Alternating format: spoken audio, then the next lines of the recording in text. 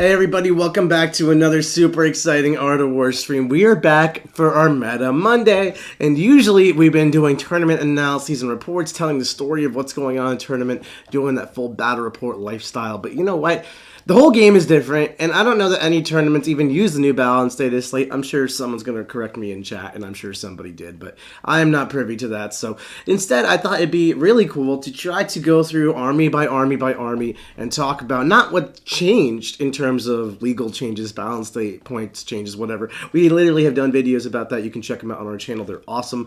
But we also need to talk about, like, what does it mean? Like, the actual scope, the picture of what changing so many things in the meta means. We kind of have a different metagame. We do have a different metagame. And like, big question on top of everyone's tongue is, how good is Eldar? There's, like, some people are like, Eldar are going to be terrible. That's not true. There's some people who are like, Eldar are just as good as before. This did nothing. That's also emphatically untrue. The reality is Eldar changed in power level. How did that affect it? Not only that, but mechanics changed in power level. Towering, Devlins, and all those have cascading nerfs upon armies like Eldar. They also have cascading buffs and side effects on other armies, such as Custodes, who no longer have protection versus Dev wounds. They only have protection versus mortal wounds. Or Necrons, who they're 20 warriors and they're reanimating. Their biggest enemy predator was like splashing Dev wounds to kill just 20 dudes, because Eldar could just do that. Now that's kind of gone. You're not just getting Dev wounded off the planet as a horde army. So there's so many different ways to look at this. Battle tactics, stratagems obviously changing. The agents of the Vect mechanics and double spamming strats is different. GSC is different. Everything's different now. It's a different time to be alive. So we're going to break through, and I'm going to try to explain exactly as I perceive it and as kind of the Art of War team perceives it, if I might speak on their behalf, for what we think the meta is, what's good, what's bad, what's ugly, and what we're planning on getting ready for as we tech for tournaments and, you know, get ready for our own events coming up. Which there's a lot of. I know a lot of people are super excited about when we're going to get back on the scene. I personally have a bunch of events coming up. I'll be playing at Crucible at the end of the month, which is an awesome tournament in Orlando. We're helping get that going, sponsoring that event. Hopefully it'll sell out. Lewis puts on an amazing show over at Crucible. Then following that, the boys have GW Tampa, which is, of course, another tournament local here to us in Florida. I'll be commentating that one. Then I've got the San Diego Cup. That's right, I'm flying across the entire pond. Well, not really. I'm flying across the entire land mass, but flying across the land mass to go play some Warhammer in the good old sunny state of California with my good friends Stephen Krause from the XPZ team. And then, of course, we've got the Games Workshop US Open Finale, which a whole team, I'm pretty sure, will be playing at, including myself. So I'm super excited about that one. Before we get too deep into it, though, I want to take some shout-outs. First, we've got Relic Scumpin with a $5 super chat. Go Art of War chat, Nick. Hope everyone's having a good day. Thank you, Relic. Everyone's having a great day. Hope I can cheer up your Monday with some good old-fashioned meta-analyses. And Navs Burgers with a $2 super chat. That's a great name.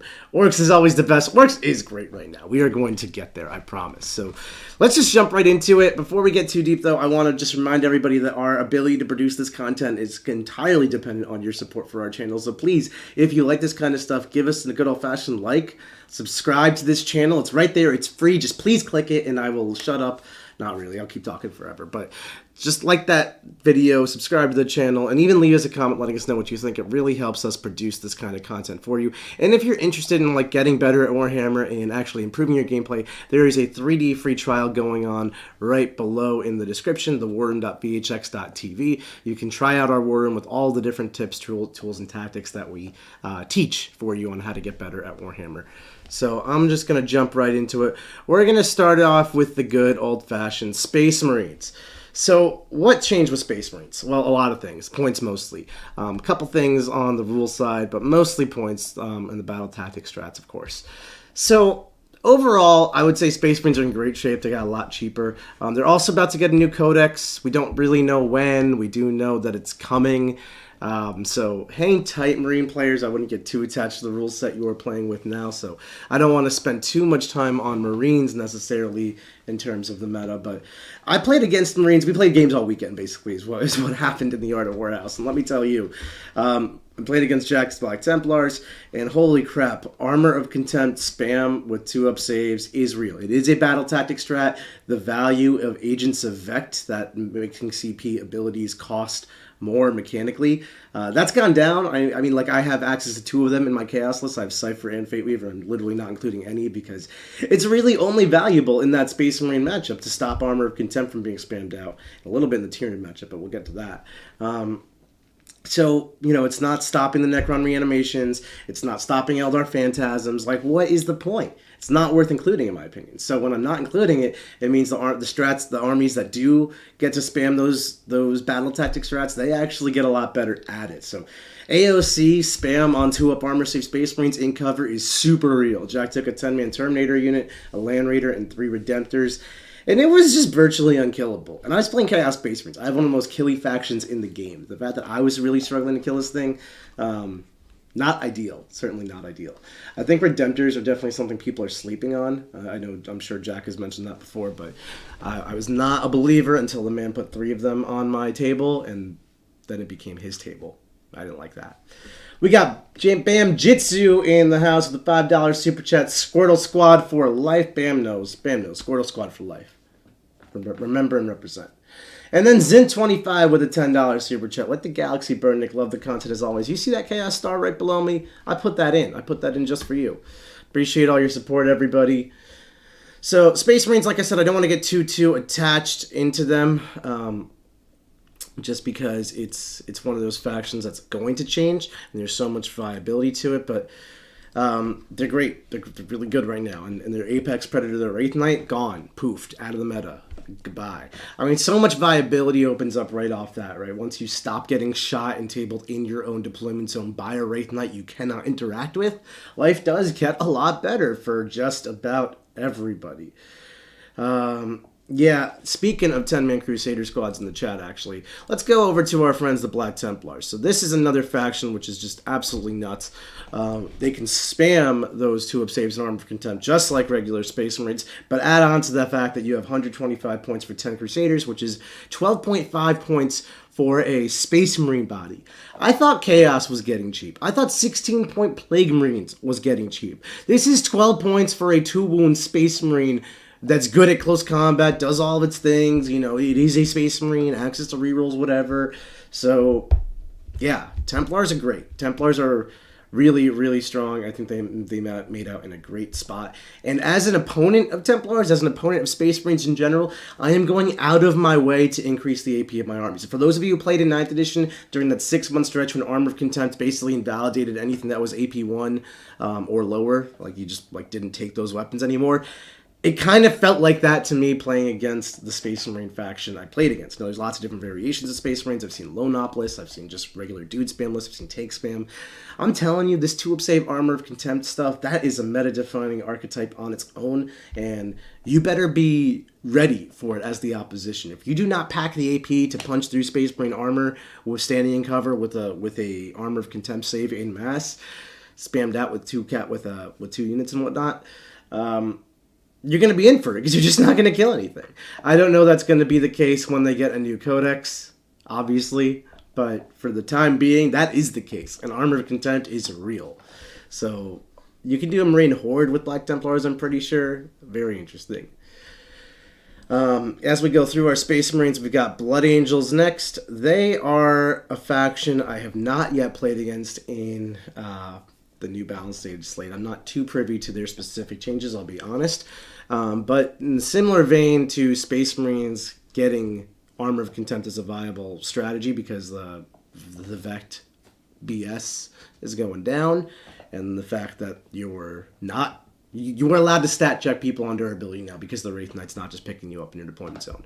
So they can definitely follow that same logic line. And then Death Company are mad cheap. So I imagine there's viability to Blood Angels. But I don't want to talk about things that are a little bit out of my scope of knowledge. So I will continue on forward and foremost. Sorry, Space Marine players, if I'm shortchanging you, but there is so much to talk about in the meta. Don't even... I mean, I am started. You can't get me started because I am started. I'm starting to talk about these Dark Angels here. So these Dark Angels, they also are a Space Marine army that loves to abuse Armor of Contempt and the 2-up save profile. You can make literally unkillable Deathwing Knights and just stand them on objectives, and that's horrible. And then they shoot super hard. So, like, Space Marines, all chapters of Space Marines, good. Now, I know Dark Angels and Death Watch are the type of chapter that really... likes to abuse Desolators. You know, Deathwatch in particular was like super, super strong at abusing Desolators, and Desolators obviously went up in cost again and went down in unit size down to 5.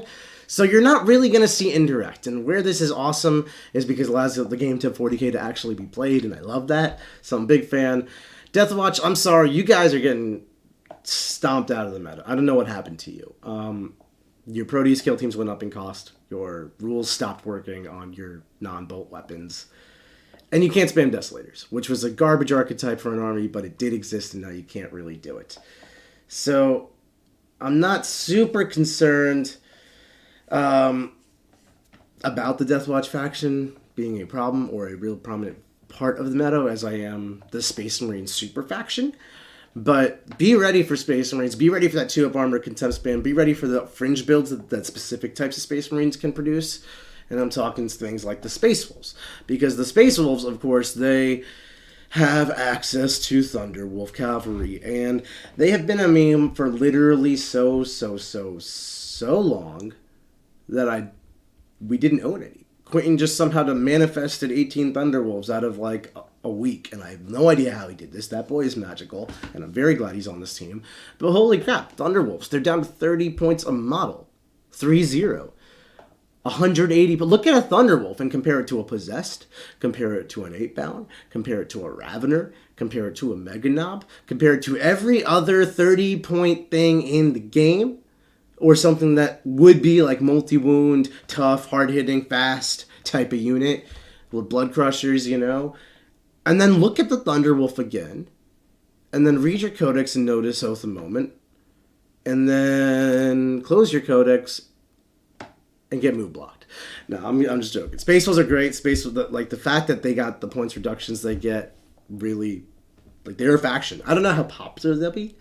I think like Thunderwolf spam might not be the most popular approach to Space Marines, but again, they're gonna get a new codex soon, so this is all so temporary in this case. But Space Marines are great. Space Marines are great. Thunderwolves are great. Oh my god, I literally got my ass kicked by Space Marines this weekend. It was awesome in the worst way possible. It's good to see Marines are actually viable again. We got Kenan Hicks, who is a bronze member of the War Room. Thank you so much. Nico, who's upgrading his membership to a gold member. And then Kenan Hicks, who just upgraded his bronze to a gold. You guys are great. Thank you so much. Can't appreciate your support more. I'm sure you will get your bang for your buccarinos out of this one. And for those of you who are wondering what's in the War Room, you can find out some more information below in that 3-day free trial in the link in description below. So, as we continue on through our meta, we have to talk about some other factions besides Space Marines, like the Adeptus Mechanicus, who are still riding the struggle bus. I'm sorry, boys. So, and girls.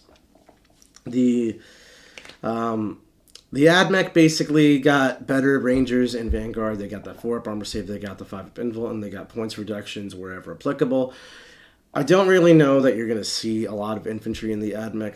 I'm telling you, you're not. They're still just not that great. They don't do anything. They're playable, but not in like a numeric amount. They're playable in like you take a couple small squads and do small squad type things, some screening, some skirmishing, that kind of stuff. Ain't no Ranger Vanguard meta out here. But what you will probably find for the you AdMech players are viability in spamming your Chicken Walkers, your Iron Striders, and your Dragoons. They are all like ludicrously cheap, and you can get 18 hulls into your army for less than 1,000 points. And while that's not super unimpressive or super impressive in either direction, it is definitely one of the best things you can do in your army, and it's pretty good. I mean, like, that is of itself a stat check. There are other stat checks that try to spam vehicles at you. You're not the most powerful of them, but you're far from the weakest also. It's a very viable way to approach playing your faction as the Adeptus Mechanicus. So from an overall meta perspective, I wouldn't be too concerned about running into AdMech or teching against AdMech. They're a very obscure faction, and although there are tons of meta hoppers who still own them from 9th edition, they're very hard to play. They're not like point-and-click broken shooty, so I don't think people are going to be hopping onto them, and they're very rare. They're super expensive army to try to collect, so I would not overly plan for AdMech at all. They're worth talking about, and for those with AdMech armies, I'm glad you have some viability here. But aside from that, not much movement on these guys. They need a little bit more oomph in their codex.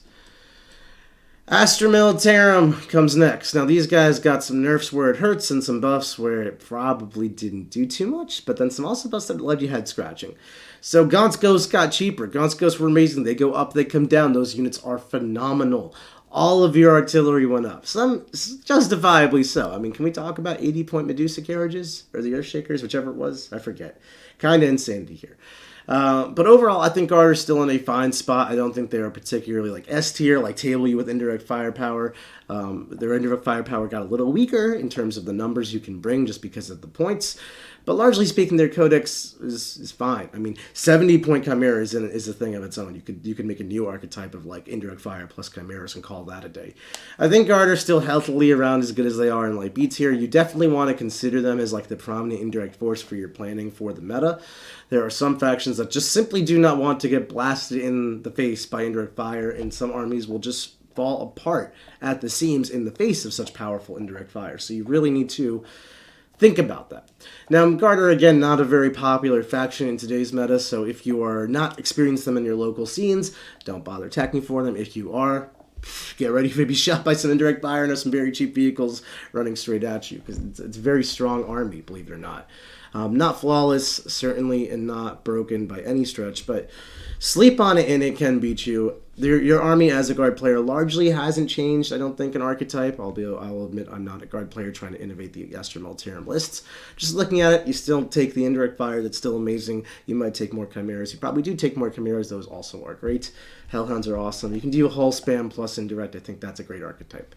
Sentinels got more expensive. I probably wouldn't run more than 3 solos. This whole 9 Sentinel nonsense, I just don't think that's where it's at. But be ready to kill vehicles, everybody. And I'm telling you, like, Space Marines be spamming vehicles, Astra Militarum be spamming vehicles, AdMech be spamming vehicles. We're like 1 to like 10% through the factions and we're spamming vehicles, you know? We got Lord Z with a $5 super chat. 21 Wolf Calf player here. Spaces are good if we get to keep Gladius. If not, COR is rough. Yeah, Champions of Rest is a rough detachment, but Gladius is amazing, obviously. Even if you don't get to keep Gladius, and evidently based on the Tyranid Codex, you probably will, but of course I don't know that for any facts whatsoever, you'll still be able to explore the other 4 or 5 detachments you're going to get in your Codex to probably find something good to use there. So, awesome time to be a Spaceful player. May your saga continue. So, that kind of wraps up our Astra Militarum talk and brings us to the Golden Boys and Custodes. Now, the Custodes are one of those factions that they got some very targeted, very impactful, very meaningful nerfs in good, impactful, meaningful ways. So what do I mean by that? I basically mean your Guard now went down from unit size up to 10 to unit size 4 or 5 or something. So at max size 5, you're no longer spamming -1 damage on repeat on 10 dudes, making the army unkillable, re-rolling wounds with 10 dudes, pew, pew, pew, pew, everything dies. And that's a huge part of the Custodes strategy. Right off the bat, just gone. But there's a lot of players who saw a lot of success using Lars Terminators and no Guard, using Wardens and no Guard. Different variations of Custodes be popping up everywhere. And then to that, they made the Lars go up a token amount of points. They made the Wardens go up a token amount of points. So nice little points adjustments here and there and everywhere. And then the dev wounds change, of course, means that you don't actually get your 4+ Female Pain against mortal wounds from a devastating wound, which is like a huge knock to your durability.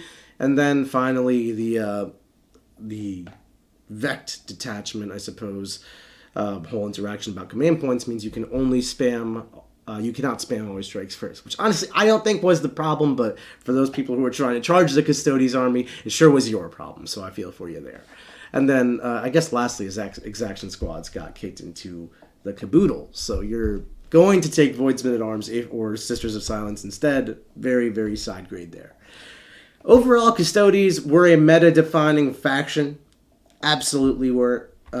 Maybe not so much in comparison to what old Aeldari used to be, but what is in comparison to what old Aeldari used to be, It's old Aeldar for a reason. So, where I'm going with this is I would tech less for Custodes. Like my CSM list personally, my Demon list personally, they have enormous issues with Custodes, or had, I should say. And now I'm like less sweating.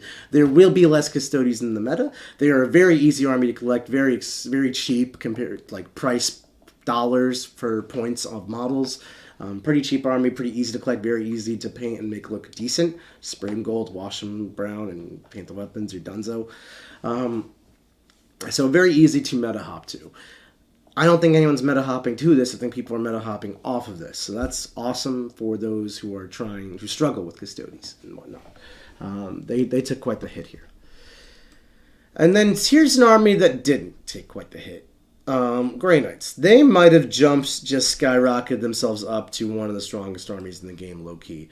Obviously, they are a very strong and difficult army to use, but Jack has shown it is possible. And he's actually created a whole video series in the War Room, again, 3-day free trial going on right now in the link below, that outlines how your Grey Knight Terminators can beat all those demons that they're surrounded by in that picture. How you can kill that Bloodthirster. How do you beat Eldar with Grey Knights? You know, the whole voodoo behind the 20 Terminators and the Paladins and all that. Jack breaks it all down for you. So you definitely want to check that out in the War Room, because they're amazing. They got points drops everywhere. 6 points a model on Paladins. Can you believe that? Strikes cheaper, Terminators cheaper. Everything's cheaper. You just get more Grey Knights in your army. You don't take the exaction squads because they got more expensive. It's okay. You'd replace them with strikes. You know, like, what the hell? Grey Knights are phenomenal. They still have a damage output problem, of course. That's the only thing that keeps them from being Eldar levels of ungodly broken tier. The fact that they don't just table you. Because they have every other rule in the game you could possibly want. So, I don't think they're, like, problematic because you can at least participate on your side. You're not getting tabled. But, man, Grey Knights are really, really, really strong. And I think the interesting thing about Grey Knights is there's not many great Grey Knight players, and the difference between a great Grey Knight player and a average Grey Knight player is a gap as wide as the ocean, you know. Like, this is an army all about using your movement rules and your tricks, and if you're just not doing that properly, because that skill gap is above your pay grade, then unfortunately you're going to have very medium results with your Grey Knights, as you rely on Terminators to stat check people, and that's just not what this codex is really about. If you're an amazing player with Grey Knights, it's going to be like the biggest pain in the ass in the world to beat you. The nice thing, though, is that Grey Knights, because their lack of damage, do struggle in their own senses with their own problems. So they do have issues, and that's why they're not going to just take the meta by storm. If you are playing locally and you have a great Grey Knight player, you're going to have to learn that matchup. If you're playing locally and you don't have a great Grey Knight player, you don't. If you are trying to compete on the super series levels, the super major levels, that kind of thing, you better learn this army. This army's coming for you. And you're not going to know what to do against it unless you've repped it up.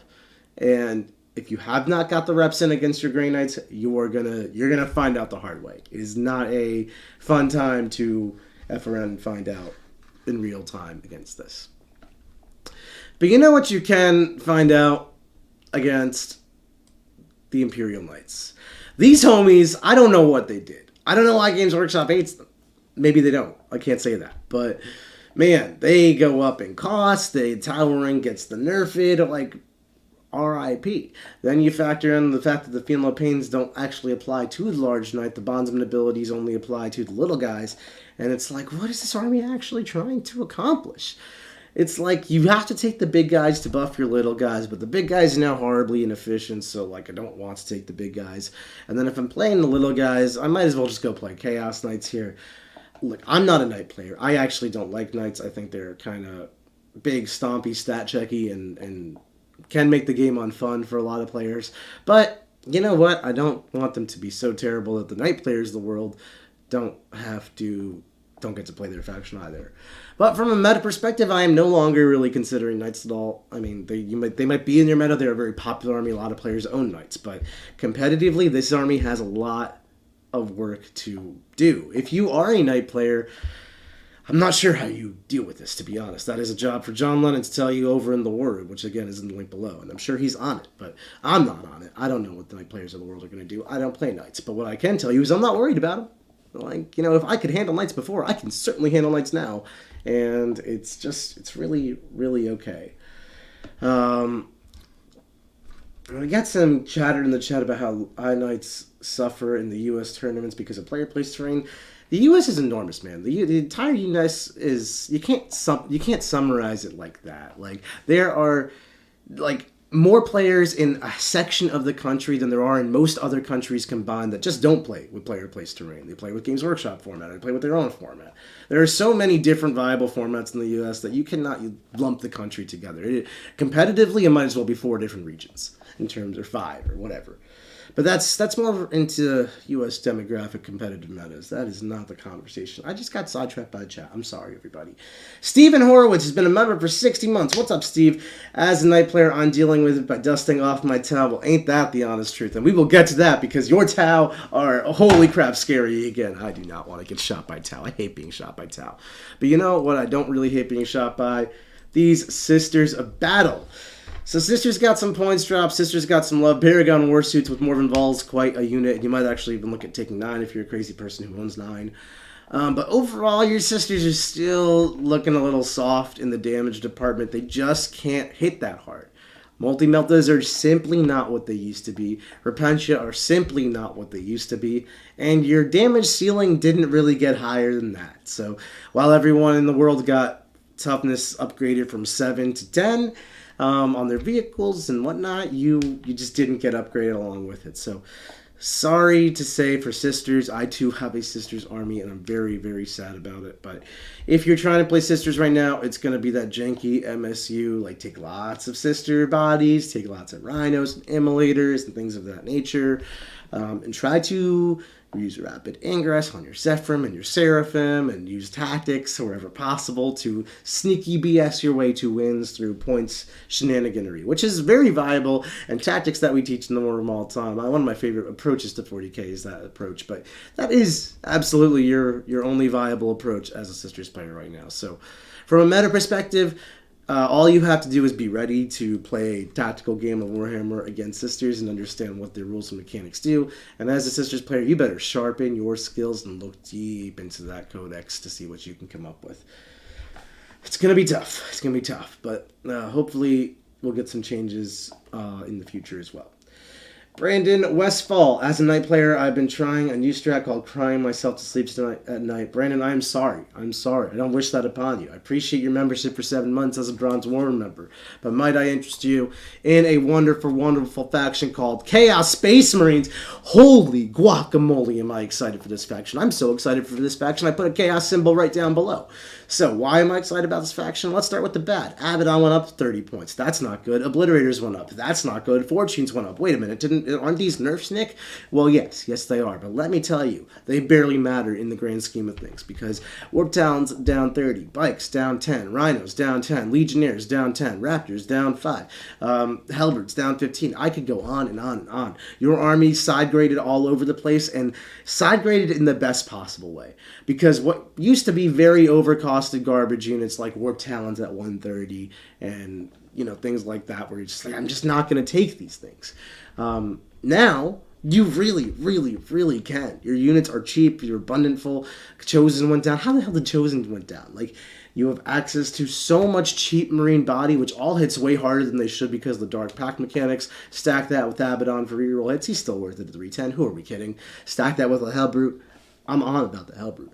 These guys are a menace. These guys are great. These are one of the strongest factions in the game right now. And they have a lot of build diversity. I'm seeing things where people are still taking Obliterators and Forge Fiends and just not even paying any mind to the changes you received in the balanced Dataslate. And honestly, that's probably going to be fine. I think Forge Fiends got a little bit worse because they don't kill everything with the Dev Wound nerf. But largely speaking, you are pretty okay overall. The real thing here is that now you've got different build options. You can go wide. You can go as wide as you want. Like 3x3 Bikes, 3x5 Raptors, 3x5 Warp Talons at 825 points. That is 9 Space Marine units, all which can punch way harder than they should for just 825. So I'm super excited to see what this faction can bring to bear, especially when you couple it in with ally options and things like that. I think Chaos Space Marines are a great, great tool.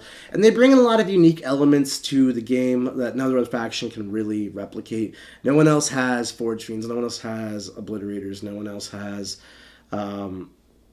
like a Cursed Cultist. No one else has those unique tools like the Mark and Nurgle strat, the way the Chaos can apply it. So as an opposition to Chaos, I definitely need to think about the nuances to the Chaos match. Practice it a couple times. Get my screens right so I don't die to Obliterators. Get my plan right so I can pop the Nurgle unit on the objective without having to overcommit to it. So Chaos Space Marines, at least A tier in my mind, and I think they are an army that, you know, they were being pressed down by the Custodes gatekeeper. That is you cannot use the fight phase against us. And the Custodes are a natural counter to CSM, so them getting kicked up a shaft is great. And then Eldar, well, Eldar is its own problem, but it is much less of its own problem now. So realistically, CSM just internally got side graded into more diversity, and then externally just got much, much better as the top dogs got nerfed, and this thing relatively stayed the same. So awesome army here. Super excited for my Chaos Space Marine friends. And I'm super excited for Preston Tilms' $10 super chat. Boo, yeah, I think 2 Forge Fiends is still super good. It sure is. It sure is. There's so much viability to CSM. There's not really a right or wrong way to do it. I'm sure there is, but I don't want to say that just yet. But you know what I do want to say? The hero that got the mostest. The Death Guard. The Death Guardians of the Galaxy. Let's keep it real for just a minute here. Death Guard. They are by far the memeiest chapter of all Space Marine chapters. They are like Reddit community centered around worshipping and being sad about Death Guard competitively. I myself have made jokes about why Games Workshop hates Death Guard. Why are these the sad sons of all things chaos? Why Death Guard? Why? But you know what? Throw all that in the trash. Today is 2023, and you know what? Death Guard are good again. I cannot believe it. I don't believe it. But it's true. I put them on the table myself, then I thought about lists more, and like, holy crap, it's here. It's real. It's good. Oh my god. Not only is it real, oh my god, good for you Death Guard players who actually get to play your faction competitively, but people playing against Death Guard, you don't even know what's coming for you. This army is going to beat your ass. Let me break it down for you.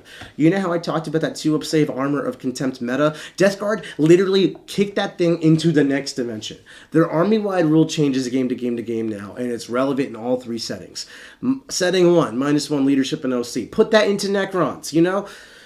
Watch them not hold all the objectives. Put that into Tyranids. They don't hold all the objectives now. You hold all the objectives. What a great rule. You can stack this, of course, with like Plagueburst Crawlers to force battle shock tests.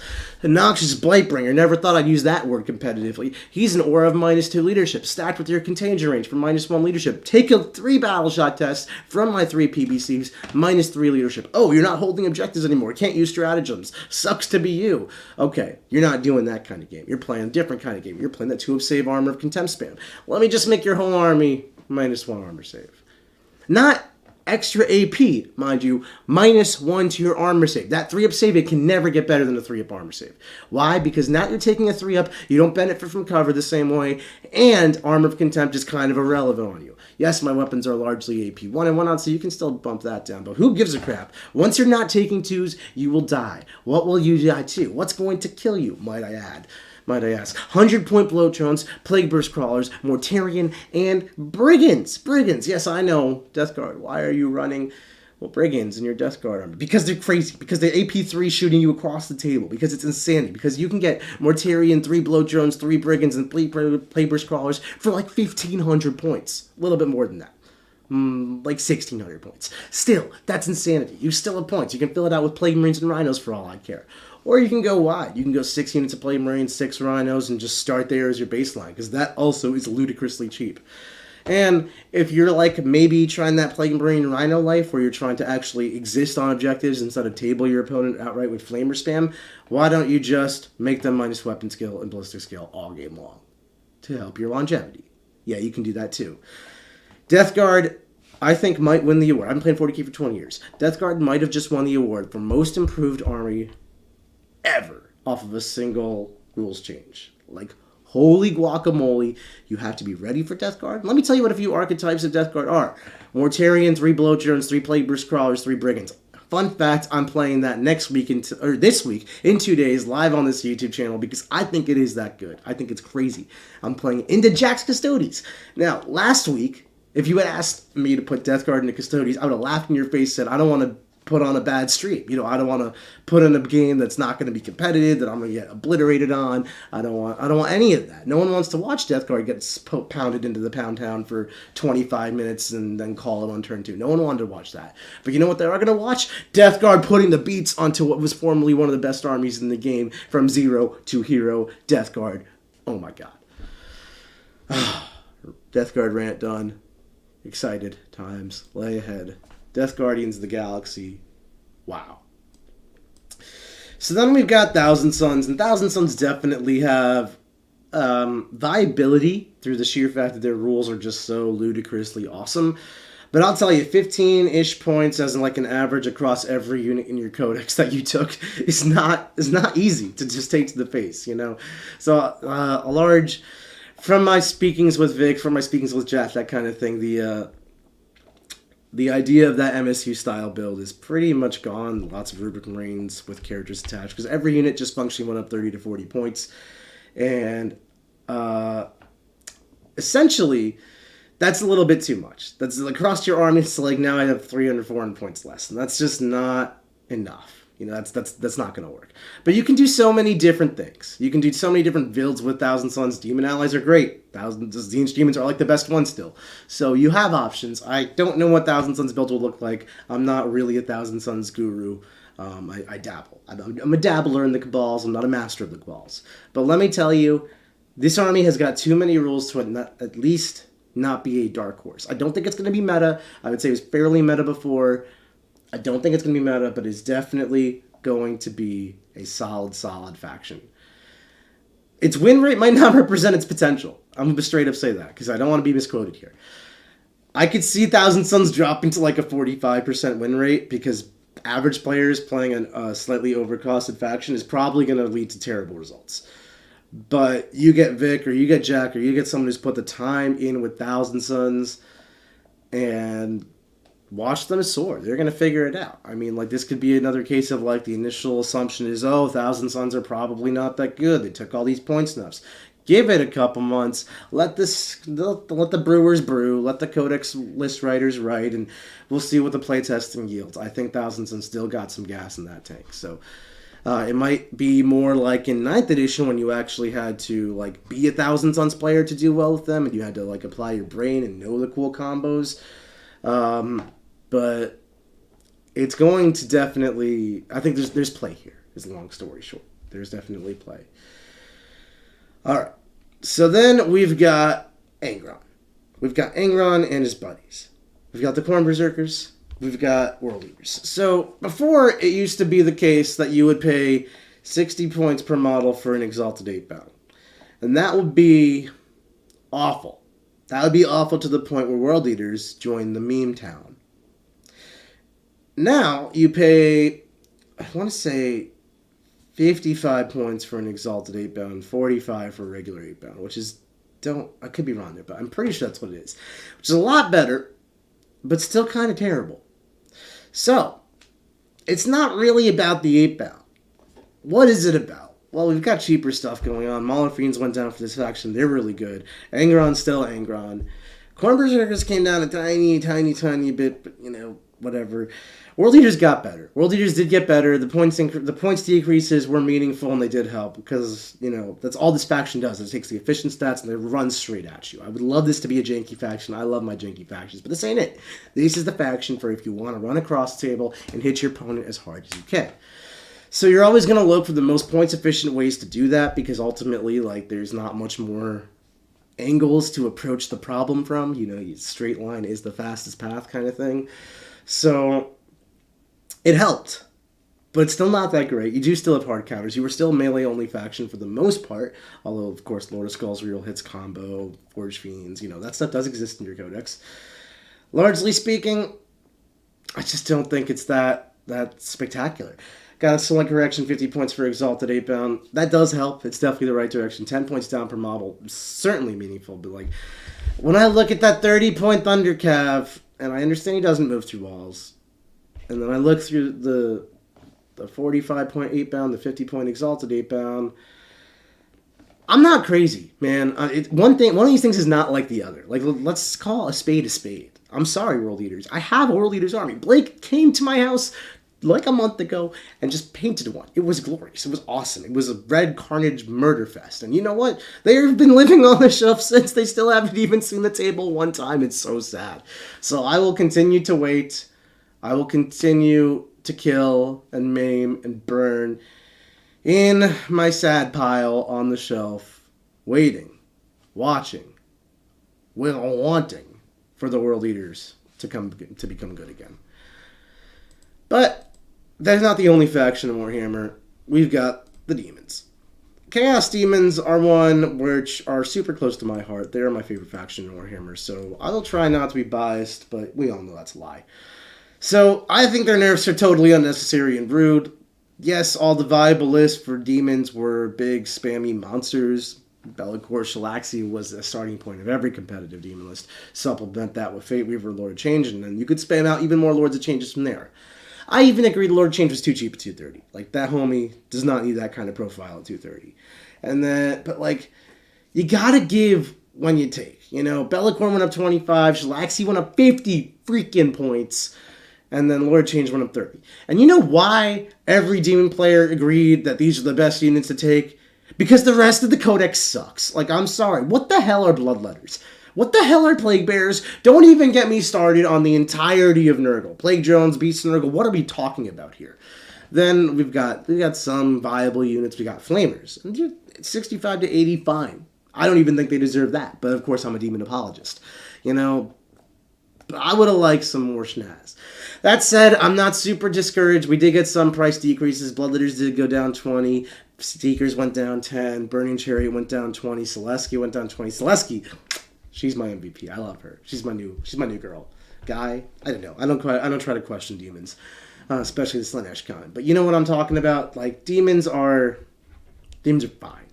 I'm going to be playing Demons next week on stream. I got a super, mostly Tzeentch, but with, you know, some Selesky, some Seekers, a Great Unclean one who got a lot cheaper thrown in. So I'm trying to make use of the parts of Demons that genuinely did get cheaper to try to see what we can cobble together here.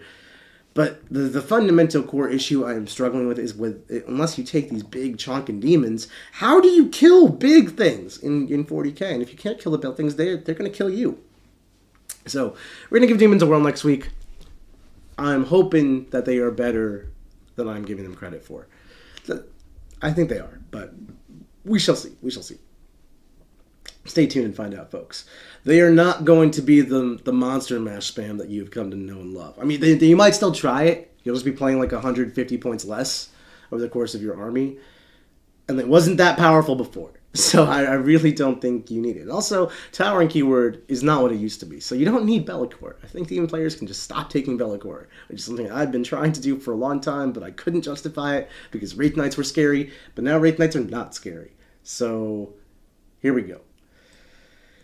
Okay, Chaos Knights. Chaos Knights are one of those factions which barely changed at all, but I would say got net better, believe it or not, despite getting points nerfs and all over the place.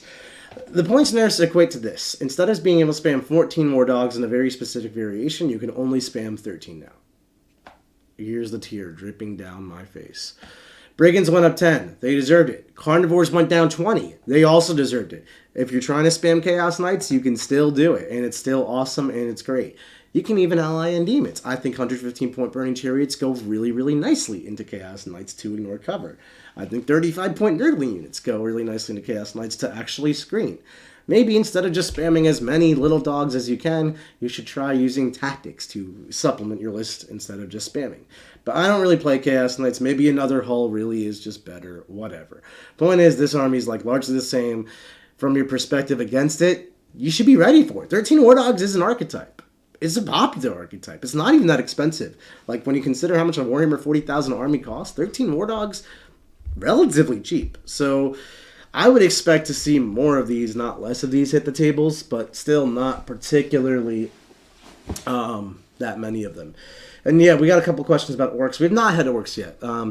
I don't know if anyone's noticed the order of the fanciness here, but basically we started with Space Marines and then we went straight through alphabetically. That's not true at all. That's not true at all. These are in some sort of order. But anyway, we haven't done Orks yet. Eldar! Okay, this is the one we've all been waiting for. I know. The chat's talking about Orks, I'm talking about Eldar. So, I play Eldar. I specifically have not played Eldar since 10th edition came out. I have like 5,000 points of Eldar, probably more than that, sitting in my closet right now. Haven't played them once. Why haven't I played them once? One of the best they've ever been in the history of Warhammer, one of the best army ever, 75% win rate minimum. Well, let me tell you, because it's too easy. It's too saucy. It's not fun for anyone, including me or my opponent. So what the hell's the point? The whole idea now is that the balanced data slate came in, and they're like, let's nerf them. So let's summarize the nerfs. Points on all the key offenders. And I mean all of the key offenders. Wraithguard, Wraith Knight, Incarn, Avatar, Unit, Warwalkers, Fire Prisms, Nightspinner, blah, blah, blah, blah, blah. In addition, Phantasm, best strat in the game. No questions asked. Don't even talk to me. Phantasm's the best strat in the game. Nerfed. From any unit in your army gets to make a normal move at the end of your opponent's phase up to 7 inches to infantry units only. Then, rules changes across the entire game also impacted Eldar. How so? Dev wounds no longer splash mortals into the whole universe, and towering just doesn't do what towering used to do. So, what does this mean for our faction, the Elves here? Wraith Knight out. Okay. So there's a lot of Eldar archetypes were based around Wraith Knight carries a game on back and auto wins, but not every single one. Now that the Wraith Knight's gone, we have to rely on the rest of our broken data sheets. So let's just look at those. And if we look to the Nova Open, that was a super major in America that occurred just 2 weeks ago, which had like every Eldar in the top 16 you could ever have. The Eldar list that placed both first and second, beating all the Wraith Knight players, were the two other lists that did not take a Wraith Knight. Why was this? Well, it's because the masochists of the world who bothered to figure out the Eldar versus Eldar mirror match determined that the Wraith Knight was a liability in the mirror because it made it super swingy and volatile, and having just more Bright Lances type weapons divided amongst your army equated that to a better mirror match. And the mirror match was the only thing that mattered to solve for because the rest of the game couldn't hang with Eldar no matter which variation you took. So, Wraith Knight out, throw out all those Wraith Knight lists. What do we have? Well, we still have Eldar plays that all still exist from before. Things like taking a pair of Night Spinners, blowing up your trash unit, sending an Incarn into your backfield, and murdering your entire army. That's still just as much a thing. That thing costs 110 points more to try to accomplish. Are you still going to see it? Probably. Some people are still definitely trying Eldar with Fire Prisms, Night Spinners, and Incarns if nothing had changed. But I would say at some point it's really not worth it. My personal Eldar list, which I'm finally starting to explore, don't run the Incarn, don't run Night Spinners because I just think they're too pricey. The package is not guaranteed. Strategic reserves can stop it. If I just take my trash units the Night Spinners are trying to hunt down, I throw them in reserve. The Incarn has nowhere to teleport. But honestly, I think I'm of the mind at this point, now that it's 360 for a pair of Night Spinners, one's probably not going to get it done, plus 350 for the Incarn, let them kill my 10 cultists. Let the Incarn show up. Let the Incarn pick a Forge Fiend or something and just murder her. She's only got 5 attacks. I still have invuls. Then, kill her. That's it. Just 350 points. She traded down right then and there. And then there's Night Spinners that are doing inefficient things for the rest of the game. There's still Night Spinners, but I'm not trying to say that Eldar are bad. But I'm genuinely trying to say that part. I think I'm okay with that. Like if that's how they want to spend 700 plus points of their army to fastball an Incarn into my deployment zone and get her killed, I'm good with it. At this point, it's not that bad. Especially because she ain't phantasming away. She's right where she is. What I'm actually very afraid of is someone who really sits there and thinks about what data sheets you have in your Eldar Codex and uses them properly, because the rest of them are still cranked. 10 Rangers with Illic? Nuts. 15 Warp Spiders? Oh, they went up from 100 to 115. I'm still running 3x5. Shadow Specters went up from 85 to 95. They're still 20 points undercosted. I'm running 3x5. Quentin actually started running... we tested lists with 30 Shadow Specters, and I don't think that's the truth, but, you start where you start. Warwalkers went up to 110. They're still one of the best anti-tank durable platforms in the game, and they scout. If you want cheap anti-infantry effectiveness, 75-point Dark Reapers. What are we talking about? So, Eldar are fine. Then you've got some insanity characters. You've got Solitaire, he's still great. Jeff the Dester, he's a great lone op. Autarch Wayleaper, another amazing lone op. You've got Fugan, who's not a lone op, but I don't know how people aren't taking him. He's just ludicrous. I mean, Eldar just got it made. We have not talked about the number one offender, ladies and gentlemen. The numero uno. 10 Wraithguard and Spirits here. They still have every trick in the book. And sure, they went up 60 points. They were 60. I don't care. That's not enough. You know, like for what this unit does on the table, it needs to cost more, or it needs to not do what it does. 10 of these dudes walk in the middle, kill whatever they have line of sight to, fire and fade away if they want. Probably just stand there. Phantasm at the end of your moon phase, back behind the wall. Can't interact with them. You get close to them, Overwatch. You try to chip them away, they heal a guy. You try to hit them really hard with powerful weapons, blank a save with the Spirit Seer's Fate's Messenger, pass a save with the Fate Dice. Then they're just 2-up save models and cover. Then you get to start damaging this 10-man unit that heals. Time up, nope. 1 CP, fall back and do everything. Get near him, no. Phantasm. That's okay. I'll get near something else. Strike and fade. Eldar is still a menace. Eldar is not going to table you in your deployment zone. Eldar is not going to end the game preemptively turn 1. Eldar is different than it used to be, but it's also kind of the same. The units, besides the Wraith Knight, are all still very good. You can still run the tank build, like 3 Hornets, 3 Warwalkers, 3 Fire Prisms, 2 Night Spinners. That's still a list. That's still going to table a lot of armies. I don't think that's that great. You're going to have a fundamental problem with things like Necron Warriors. You just don't have the volume to kill 20 Warriors plus the Crypto Thralls over and over again. You don't have D-weapons doing what they used to just slaughter units. Some armies are going to just beat that archetype, the tank spam. But I'm telling you, fast MSU Eldar simply scores 100 points, or scores 40 points on secondary, straight up. Then you put a lone up on your home field or whatever, and you put a 10-man Wraith Guard on your second objective, and then your primary is set. You're scoring 10 points a turn, give or take, depending on mission, of course. And there you go. You're scoring 90 points right then and there. It's on your opponent to stop you. That's Eldar 101. Then as your opponent's trying to stop you, you're playing Eldar. You table them and move away. It's nuts. It's nuts. It's nuts. As an opposition, you still need to be 100% ready for Eldar. Think about the 10-man Wraith Guard unit with the Spirit Seer. Learn the combos. You put the Spirit Seer with Fate's Messenger. Use Phantasm. Use Strike and Fade. Use the whole 9 yards. Guide, Fortune, whatever you want to do here. Come up with a plan for that. You need to. Be ready for 15 Spiders. Be ready for 15 Spectres. Be ready for character spam. That's what Eldar is going to be made for. And Illic and 10 Rangers. Don't even get me started. It's insanity. So you got to be ready for that too. Eldar is still S tier in my mind. The boys are going to do a tier list tomorrow. If they put Eldar in anything less than S tier, I'm going to Hulk smash through the door and rip their clothes off and smash them into the face and start doing the stream for them. But I have full faith in my team to identify Eldar as what it is, which is absolutely a menace. Not this guy in particular. Wraith Knight nerfed, but still. So overall, the game's healthier. Don't get me wrong. I mean, there are other armies that can hang with Eldar. I beat Eldar before. But, like, geez, Eldar. But what did we expect? I mean, for how broken they were, I think this actually did do a hell of a job knocking them in line. It's just like, we didn't used to play 40k. We used to play for who's playing the next best faction beyond Eldar. Now, Eldar is in the conversation, much like some other armies. Unfortunately, their evil friends did not get much love whatsoever. Negligible points drops in the wrong places, and then Ravagers went up 30. I don't know why they hate Drukhari again. They did such a great job with the 9th edition book after the Broken Hearts. That it was dynamic, and it was deep, and it was lovely. Just don't know why they couldn't do it again. But we have this shell of a codex, and I'm sorry for you Drukhari players. For those of you who don't play Drukhari, you don't have to worry about that. Another army that also got nerfed, but still very viable, is the Genestealer cults. Genestealer cults are largely the same. I'm actually going to release a whole State of the Faction on Genestealer cults just this coming Wednesday in the Norm, which you can check out in the link below.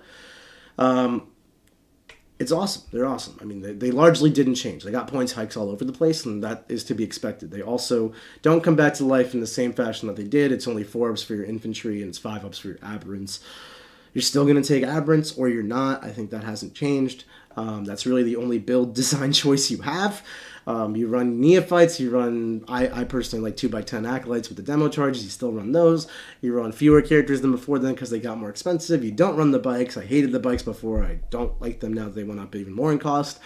So really, do you want to just run 10 Aberrants for 370, or do you want to run 40 more Neophytes for 360, and then supplement with the characters that you need to supplement those respective units? Largely speaking, GSC is great. They're another army that went from S tier to like A tier in this thing. They got hit probably to the point of being a reasonable army. They can probably have competitive matches with Eldar. They can probably have competitive matches with a lot of the factions. Whereas before they were just like, I'm better than you, but not as good as Eldar. But even then, GSC could really beat Eldar. So they were a faction that needed some nerfs, but in very, very targeted, specific ways, and that is exactly what they got.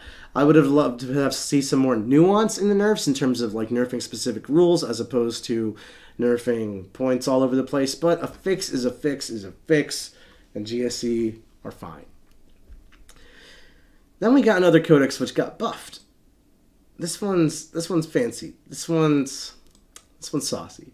The Leagues of Votann. So Leagues of Votann changed their army-wide rule from applying from one unit, you put a judgment token on and your whole army gets +1 hit, +1 wound against it, to 4 units. So now, if you're trying to stat check Votann with like my Knights or my Jack Templars with the Redemptors and the Redeemer and the Terminators, +1 hit, +1 wound's got some words for you. They also have 30-point Hearthguard Terminator people, which are ludicrously tough. Toughness 6, 2-up armor, void armor for functionally armor contempt. Remember that armor contempt meta? This is part of it. These guys are good again. These guys literally take that 2-up save, make it a 1-up save with armor contempt, void armor thing, put it in cover for a 0-up save, and say, you cannot kill me. And then they shoot 4 billion shots at you, a +1 hit, +1, and you're like, wait, this is super painful. And it feels just like 9th edition. But just like 9th edition, they're slow, and they're pretty awful at playing the mission. So you can use that against them.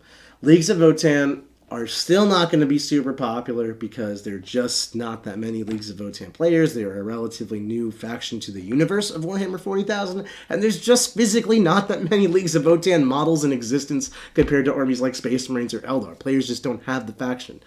But they are strong, they are solid, they are a good faction. They definitely play the damage output of the game, the durability aspect of the game really well. Their speed is obviously what holds them back. Their mission play holds them back. But 3x3 bikes helps a lot with just scoring your secondaries and keep the ball rolling. Obviously, they play primary effectively by just being durable on objectives. This is an army that's gone from garbage tier to definitely strong. Not as much of an improvement as Death Guard, but damn close to it. You know, Leagues of Votann are not something you want to just have, like, never read before, then go to your tournament and be like, what do these do? You're probably going to lose that game. So treat them with respect. They deserve it now. Leagues of Votann. Siegs is doing a full breakdown on where his directional Leagues of Votann stuff is and exactly what those builds and usages of those are looking like in the Worm. So if you're interested in more specifics on Leagues of Votann, he can definitely help you out in that 3-day free trial. Along with Siegs exploring Votann, the robot is also exploring Necrons, and let me tell you, Necrons went from, like, stat check, some armies can deal with me, some armies can't, to stat check, 99% of armies cannot deal with me like 2 armies can. 20 warriors with the Crypto Thralls, now joined with the Silent King to ignore the leadership debuffs, I think is a package. Because the Silent King tells you to ignore all modifiers. So that Death Guard army that says -3 leadership and take some battle shocks, no thank you, I will continue to be my normal leadership. That Tyranid army that says take 1 billion leaderships at minus battle shocks, you say no thank you. The armies like Death Guard that say -OC, no thank you. Instead, I'm going to put my warriors on the objectives, be functionally immune to dev wounds because of the net change. I'm going to resurrect my Crypto Thralls, I'm going to have my Ghost Ark and my Canoptic Reanimator and this and that and this and that, and I'm just going to never die. And then I'm going to have my Transcendent Satan scoring secondaries for me, and I'm going to have some little stuff like Solo Destroyers and whatnot running around doing mission things. And basically, I'm going to be a menace. I'm going to be an absolutely unkillable menace. You need to have an answer for this army. And I mean that. I truly mean that. Your answer doesn't have to be create and run all the calculations in your codex to figure out what combination of units that cost 850 points can kill 20 warriors through the Crypto Thralls in one go. Very few armies have that capability. CSM have it, Tau have it.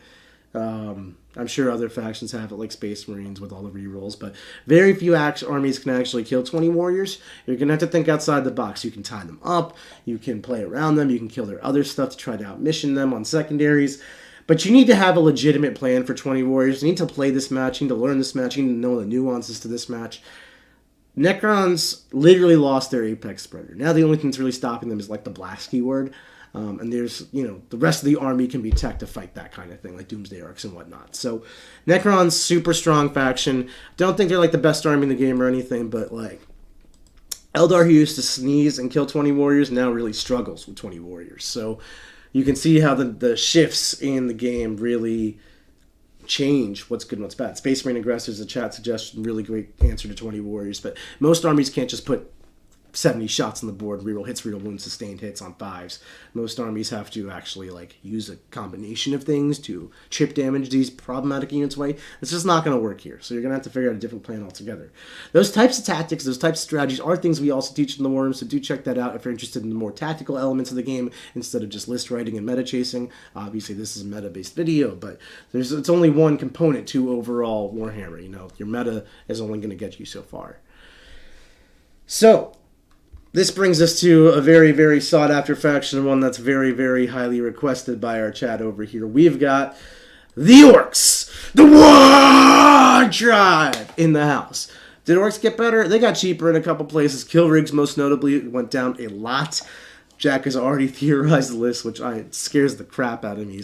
3 kill rigs, 30 beast snagas, 2 bosses on the Squigosaurs. Mazrog, I'm sure, is one of them. Regular guys, another with the enhancement. 18 Squig Hog Riders. Go forward, kill them all. That's crazy. That is deploy on the line city. You know, that's just like Orks in 9th edition, but even scarier, tougher, better, faster, stronger, painful. Orks, of course, will struggle with that Armor of Content meta I keep bringing up. So hopefully that will keep them in line. But largely speaking, Orks also lost their Apex Predator. You know what Orks hated? A Wraith Knight going boom boom and 2 tanks die turn 1. No more kill rigs. A Wraith Knight going boop, all Squig Hog Riders are gone. I have watched Orks vs. Eldar multiple times because for some reason that kept happening during team tournaments when we were playing at ATC and WTC. I wasn't even at WTC, but I saw it happen quite a few times. And you know what? Orks, they could like hang and keep a game tight with Eldar before. And now Eldar got nerfed. And now Orks are like, what? Wog. And on top of that, they're just great into everybody else. They're literally just awesome. Orks are like a phenomenal faction right now. Maybe a little too top-heavy for my taste. I'm not a deploy on the line and hope I go first kind of player. I'm very terrified of someone blowing me up in my deployment zone on turn 1, and then just me playing a very terrible game of Warhammer from that position. But some players there are tactics and moves you can make to mitigate that, and some Ork players literally do that.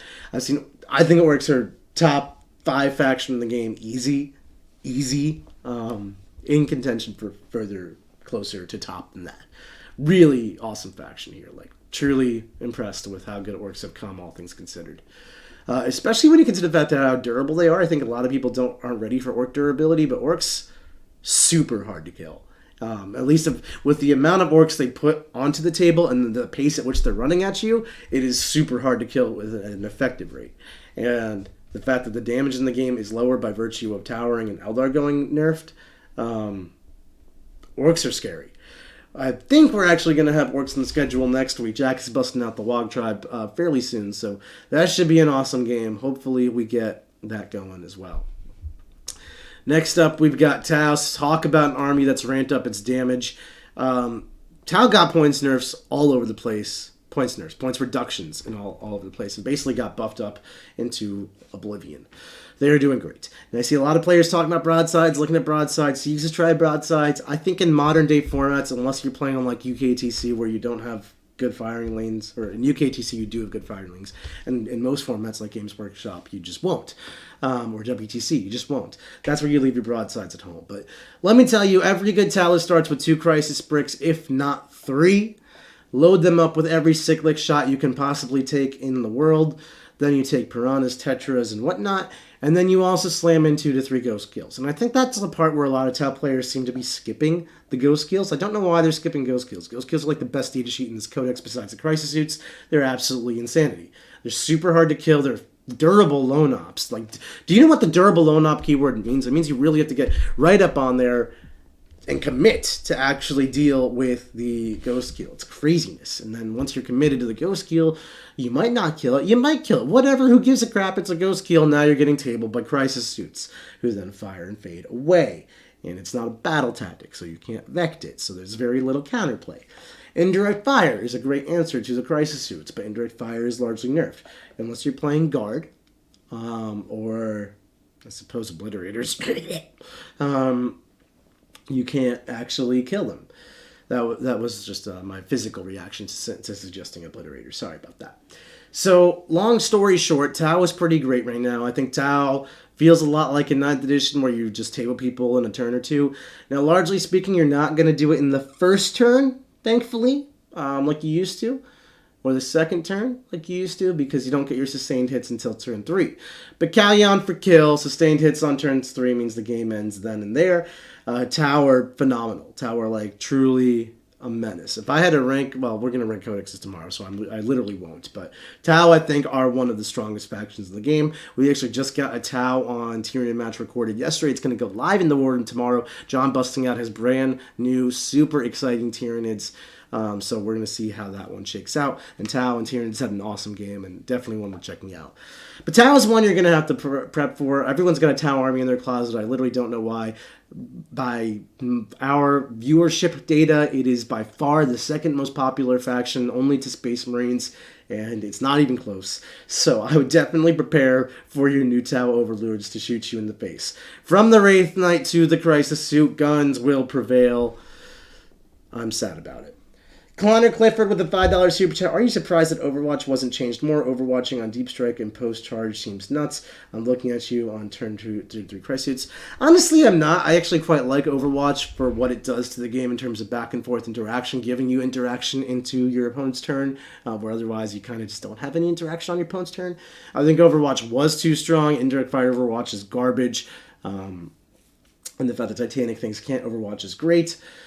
So I love the changes they suggested, and they might need some more changes to Overwatch. It is still very powerful, but also Overwatching once per turn is a big change for. I've been very happy playing Warhammer since the balanced data slate has dropped. I've been having a lot of fun with it. Also, YouTube is telling me to celebrate that this is your first super chat, Connor. So thank you so much for your support. It means the world to us, and we literally can't keep doing this without you. So everyone, if you're not going to support by dropping a super chat, do us a favor. Drop a subscription to this channel. It's free. Just click that button right there. Leave a like on this video, and why don't you leave a comment telling us what you thought, what you agreed with, what you disagreed with, all that jazz. And while you're doing that, let's talk about those Tyranids that just fought that Tau army. So Tyranids just got their new codex, then they got points nerfs from the balanced data slate affecting their new codex, which I think they actually truly needed because Tyranids were really one of the strongest factions, or about to be a problematic faction, just like they were in 9th. But thankfully Games Workshop got a little ahead of it this time. And I love that proactivity we're seeing from them. We haven't seen that in a lot. From the offset reading the codex, watching John play one game with it, and record a couple others, you can pretty much see that the Tyranid army is really good, and it's very viable in a lot of different ways. The Horde bug detachment is great, the Advance and Charge bug detachment is great, the Monster bug detachment is not that great, but you can do monster bugs through either the Invasion Fleet, which is the one you had, that detachment, or the Synaptic Neuralink, the Brain bug detachment. There is truly a lot of viability in the different archetypes of Tyranids, and most of the data sheets actually have purpose and reason worth playing for them. So I'm super excited, and it's definitely going to be something you have to prepare yourselves for. Additionally, Tyranids have a lot of different levels to them. Like Horde Tyranids is going to be its own problem. You have to be able to kill huge swaths of models and deal with the fact they're either running towards you or respawning on objectives really effectively and messing up your primary. Battle Shock is going to be a whole new element of the game here with Tyranids entering the mix. And then, of course, you have the Norn Emissary with Armor of Contempt standing on an objective, OC-15, 5 Pain, 2 of Armor of Contempt, and cover is just such a problem. So a lot of different ways to break the Tyranid Codex down, but if I could generalize the meta in terms of what I think you need to be prepared for, we have to be prepared for Aeldari, and Aeldari is going to look like either tank spam like it used to look like, just like a verse version of itself, or it's going to look like 10 Wraithguard with MSU everywhere, or even 20 Wraithguard with less MSU still everywhere. You could replace a Wraithguard brick with an avatar. You could replace both Wraithguard bricks with both avatars. But largely speaking, give or take 1,200 points in supplemental MSU and character support, and then 800 points in raw power damage. That's like an Eldar archetype. And then that raw power damage better be using Phantasm, and that's why I'm all about these Wraithguard. So then you've got a couple other armies. CSM are going to be their own menace. They have a lot of unique things that you need to keep in mind about them. We've got the Obliterators with that Deep Strike, or just walk, and then you can't shoot them. They can shoot you, and indirect fire, pain, pain, pain, pain. Unless you're me rolling them, then you're just fine, and call my bluff, I won't roll it. Forge Fiends are great still. Accuracy Cultists are great still. Their damage output is through the roof, and they're cheaper. It's just great. Space Marines, don't get too attached to them because they're about to get their new codex, but right now, Armor of Contempt is a freaking problem. 2-up save with ignores cover, stack on armor contempt. It literally just invalidates AP1 and even AP2, even AP3. You get a 3-up save from when you're getting shot by that stuff. So that taking 3-up saves from Lascans just shouldn't be a thing in my opinion, but they really, Space Marines and now the Northern Emissary can really replicate that. Grey Knights too, spamming out Armor of Contempt, 2-up saves and cover. That's just all viable. So you need to crank in a lot of AP to your army, so you can actually kill that stuff, or outscore it in missions. Totally viable plan as well. Speaking of outscoring viable missions, you need to be able to answer 20 warriors, and really consider the fact these warriors are objective control 3, and the Silent King makes them immune to all modifiers, and then it's tough. It's tough. You're going to have to really consider either you can kill it, and then how deliverable is that kill package, or how do you play around it, and that's going to be a lot of thought. Meanwhile, you have to dodge Tau, who are trying to table you on turn 3, not before, not after. Like, you are getting tabled on turn 3. Good game. See you later, never. And that's just its own problem. And then there's Guard Indirect Fire as a fringe build. There's fringe build Thousand Suns, which I'm not too concerned about. And there's fringe build Chaos Knights, which is definitely worth considering, that 13-hull Chaos and Armiger list. You should definitely still consider the fact that Death Guard and Genestealer Cult are great, and Death Guard being great is a brand new thing, but they bring a lot to the table, so be ready for that. Get some experience against Death Guard. If you don't have local GSC players near you, out of sight, out of mind, but GSC are still a problem in terms of, like, you have to have an answer for them, you have to plan for them. They're a good army. Meta is wild, meta is diverse. Like I said, I think right now there's a lot of different things to be considering. I know personally I'm really struggling as I'm trying to build singles lists for my upcoming tournaments like Crucible and then San Diego Cup and then the GW finale. I'm looking at my options and it's like, okay, I can finally build a list that has the damage output or mission playability to beat the Necron army, but then it's not able to crank out enough AP to beat the Space Marine army, because the tools that you bring, the blast weapons and such that you bring to beat the Necron force, are pretty worthless in the Space Marine match. And then you check the AP into your army for the Space Marine match, and now you have all this points spent into offense and you have no points spent into defense, and the Tau army just tables you first. So it is, I don't want to call it rock, paper, scissors, but it's so super undefined right now that everything seems counterable. Nothing seems like the auto pick. Even Eldar struggle versus armies like Necrons, really struggle versus armies like Grey Knights. So no one has got that silver bullet, at least as far as I can see, and that's super healthy. That's really encouraging to see in here. So hopefully that's reflected in our tier list tomorrow. I'm very curious to see how the boys rank it. Let us know what you thought of this meta-analysis and what you thought of this breakdown of what all the different factions are doing and how all the different parts are moving together. Hopefully we can try to keep that piecing this picture together for you as we get more and more games and information down. We are cranking out games like Fiends right here, creating content around all of it. We are right now releasing every single state of the faction all over the place, so you don't want to miss it. It's going to be super awesome. Every army is getting a video talking about the changes and in detail outlining like what you need to do, where your army lands in the meta, and how you need to adapt it and adapt your play and your skills to it. So if you're interested in that stuff, please check out the War Room. It's in our link below for a 3-day free trial of all that. You get 3 coaching games per week, my weekly strategy session breaking down missions, Know Thy Enemy is back, 10 different states of the factions every single week until we do every single faction, and then much, much more. 2 10-minute tips, you got it. And our Discord server. I literally can't stop spewing value right now, so you better just sign up for that 3-day free trial. Leave a like for this video, subscribe to the channel, and leave a comment letting us know what you thought. It means the world to us and allows us to keep producing this kind of content for you. And of course, Vincent with a $2 Canadian super chat. Since Devin, we're there to do World Leaders take 2 Lords of Skulls? Maybe, I don't know. This is super exciting stuff. Thank you for your support, everybody, and I cannot wait to see you in another video. Until then, we'll see you later.